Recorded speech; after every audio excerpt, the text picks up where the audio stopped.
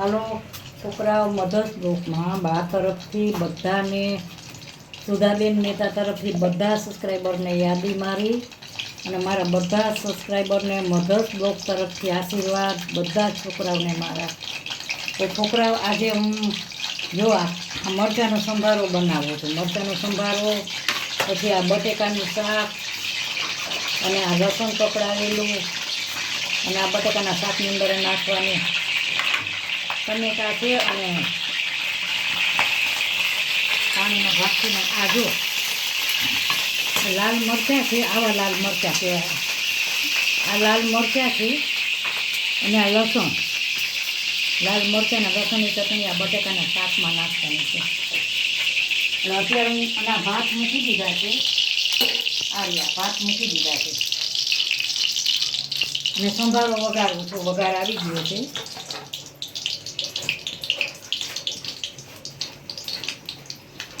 જરાય આવી ગઈ છે. આ સંભારો છે ને મરચાંનો ઘણી જાતનો બને છે. જો તમે રાઈવાળો સંભારો વઘારી શકો, પછી ચણાના લોટવાળો સંભારો બનાવી શકો, પછી આ જ સંભારો રાઈવાળો અને એની અંદર તમે ટમેટાં નાખો, ખાંડ નાખો એટલે એ થોડોક રસાવાળો સંભારો થાય. આ છોકરાઓની ફેવરિટ ડીશ કહેવાય. શું કામ કે આ એને બહુ ભાવે. સંભારામાં કોઈ પણ સંભારો તમે બનાવો ને એમાં સ્વાદ બહુ હોય. આ ઉડે બહુ ખોરાક.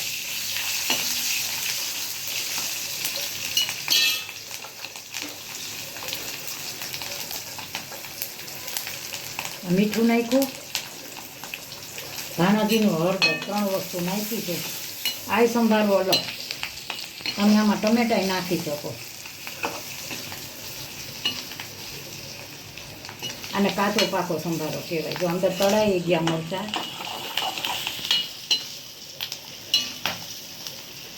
હવે આને છે ને હું કાઢી લઉં છું આમાં ડીશમાં. એટલે આ મરચાંનો સંભારો કેટલી જાતનો બને છે.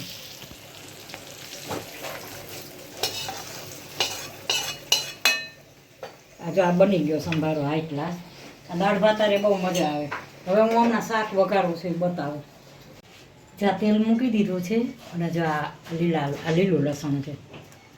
અમારે ગામડામાં લીલું લસણ આ ઘીમાં વઘારે. અમારે ઘી તો કોઈ છોકરાઓ ખાતા નથી, ખાલી નામની જ રાઈ મૂકી છે. અને લસણ કકડાવેલું ઘીમાં કકડાવે, પણ અમારે ઘી છોકરા ન ખાય. આ હિંગ નાખી, આ લસણ, આ સિઝન છે ને હમણાં આવે ને ત્યાં લગી આવું ખવાય. આ મીઠું નાખ્યું, હળદર,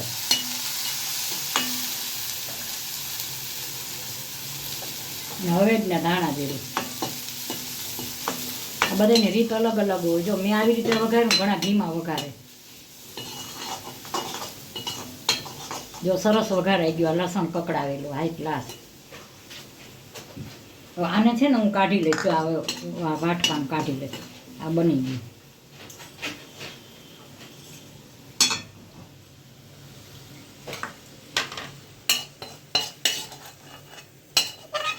ગામડામાં તો બહુ લસણ, આમાં તો રોટલા રે, આની યારે રોટલા રે લસણ બહુ ભાવે. વઘારેલું હોય ને. જો હવે આ લસણ કકડાવાઈ ગયું. આ મરચાંનો સંભારો થઈ ગયો. સંભારો લસણ કકડાવાઈ ગયું. હવે આ બટેકાનું શાક બનાવું એટલે બતાવું. અને આ ભાત બને છે. આ ભાત બને છે. હાલો બટેકાનું શાક વઘારવું છે. આર્યા બટેટા, આર્યા. અને તેલ આવી ગયું છે.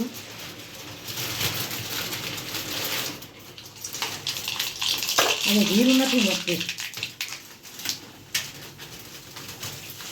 દેશી રીતથી વઘારું છું, દેશી રીત. આ લસણ છે અને લાલ મરચાંના લસણ છે.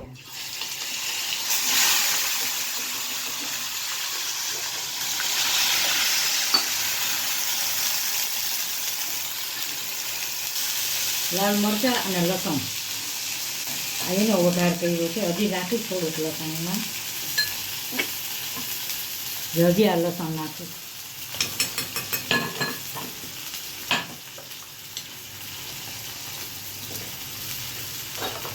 હલો એમાં આ ટમેટાને કોથમરી નાખી દઉં છું 2.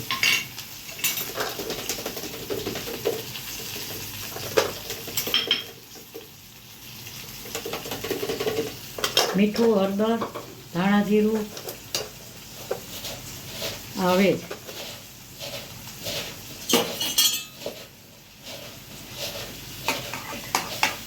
આ દેશી રીતે બનાવ્યું છે મેં.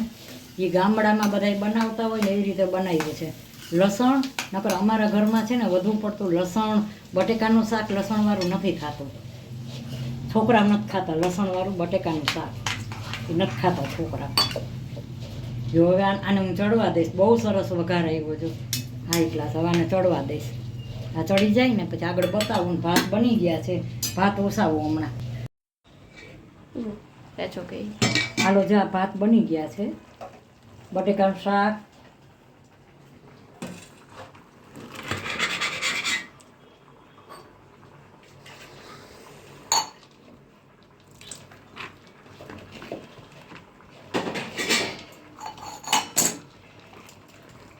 આ જો ભાત બની ગયા છે હાઈ ક્લાસ.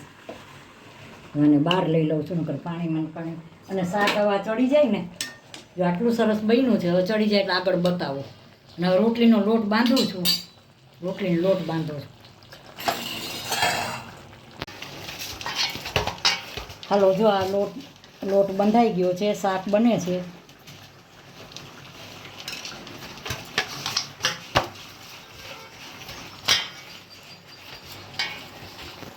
અને 10 મિનિટ ઢાંકીને રાખી દઈશ. પછી આગળ બતાવું છું રોટલી બનાવીને. અને આ શાક બને છે. ભાત ઓસાવાઈ ગયા છે. જો આ શાક બનવા આવ્યું છે. હવે જ્યાં બનવા આવ્યું બની જાય એટલે આગળ બતાવું. હેલો છોકરાઓ, જ્યાં શાક બની ગયું છે. પહેલાં છે ને હું આ થામું કાઢી લઉં.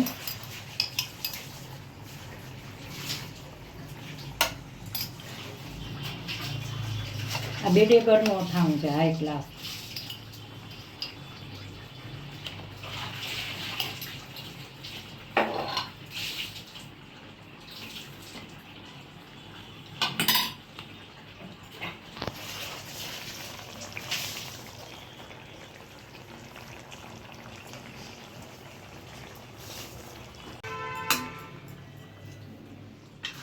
ચાલો આ શાક બની ગયું છે. આ લાલ મરચાં અને બટેકાનું કર્યું છે. અમારે એક બાબુને તો મારા હાથનું શાક બહુ ભાવે. ખાસ બનાવ્યું છે એના માટે જ. લાલ મરચાં અને લસણ. હવે તમને એક વાત કરું. અમે છે ને અમદાવાદથી અમે આવતા હતા ને, તમે હોટલમાં જઈમાં, રસ્તામાં હોટલમાં જઈમાં અમે 170 રૂપિયાની થાળી હતી. 170 રૂપિયાની થાળી. એમાં મગનું શાક હતું, પછી ગુવાર બટેકાનું હતું અને ઢોકળીનું હતું. સાંભળજો, 170 રૂપિયાની થાળી. અમે 6 જણા હતા. શાક બહુ સરસ હતી, રસોઈ ફાઇન હતી. પણ અમને ટેવ કેવી કે અમારે લસણવાળું જોઈ. હવે અમને લસણવાળું જોઈને અને શાક બધાય શાક બહુ ફાઇન હતા, પણ લસણ વગરના. જો આજે આ રોટલી કેવી બની છે, બહુ સરસ રોટલી બની. જો આવી રોટલી હોવી જોઈએ આમ એકદમ કૂણી માખણ જેવી. તો છોકરા હાલો જમવા જ બાના હાથની રસોઈ. શાક, સંભારો અને રોટલી બનાવ્યા છે સરસ કાચું. જો આ સંભારો છે મરચાંનું. આ પછી રોટલી બાએ બનાવી છે. આ 2 ડેગરનું અથાણું છે. અને આ બટેટાનું શાક છે, હાઈકલા ટમેટા બટેટાનું. અને આ લસણ કકડાવ્યું છે. અને આ કાચું છે.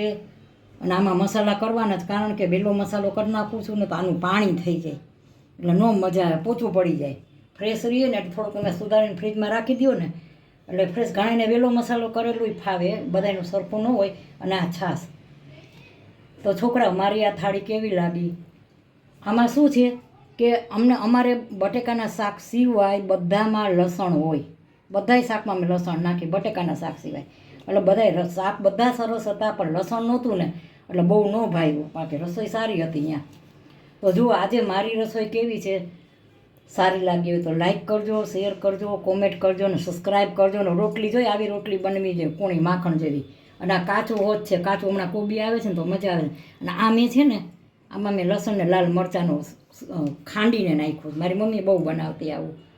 તો મારી આ થાળી સારી લાગી હોય કાઠિયાવાડી દેશી તો સબસ્ક્રાઈબ જરૂર કરજો અને શેર કરજો અને જમવા આવજો.